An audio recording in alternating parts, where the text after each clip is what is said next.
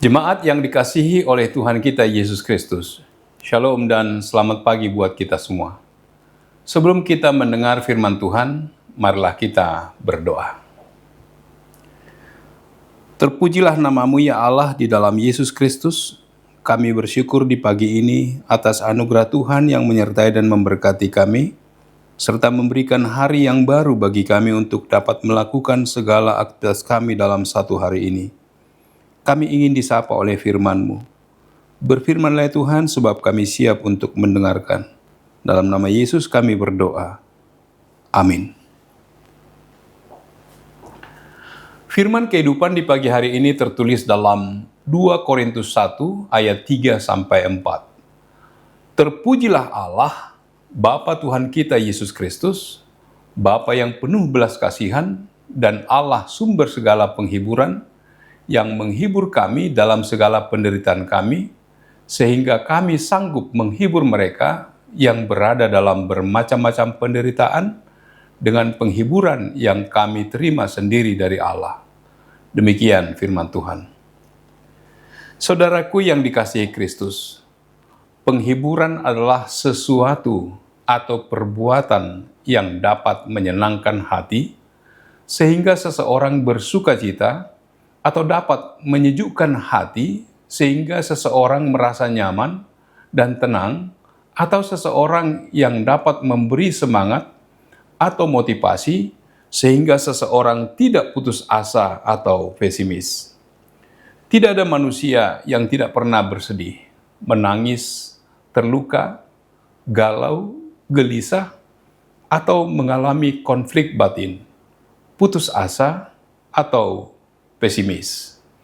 Kita semua pernah mengalami hal yang tidak menyenangkan, baik orang tua maupun orang muda, lelaki ataupun wanita, miskin atau kaya, tinggal di desa atau di kota.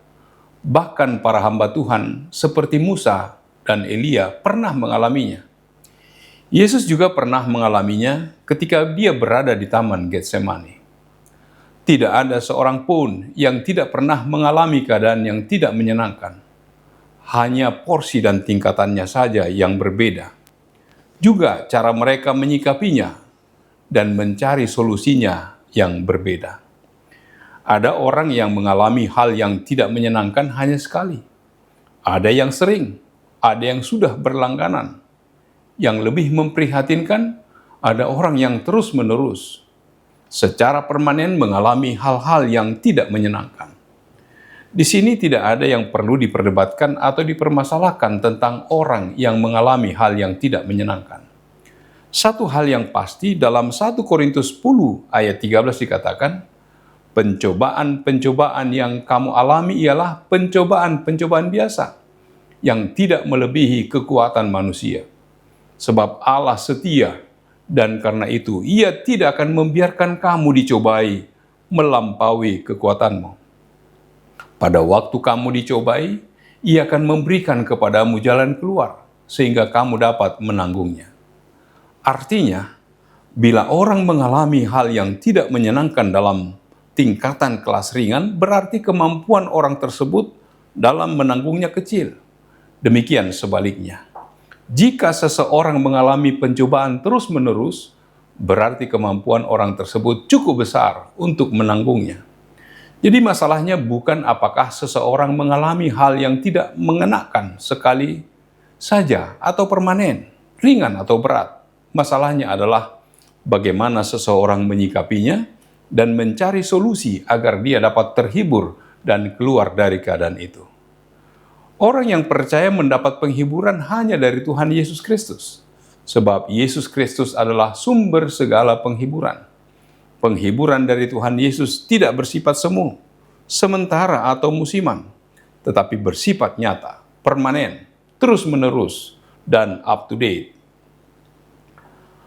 Penghiburan dari Tuhan Yesus menyentuh hal spirit, kejiwaan, fisik, dan materi, sedangkan penghiburan dari dunia ini hanya menyentuh hal fisik dan materi atau hanya kadang kepada kejiwaan, tidak pernah menyentuh hal rohani.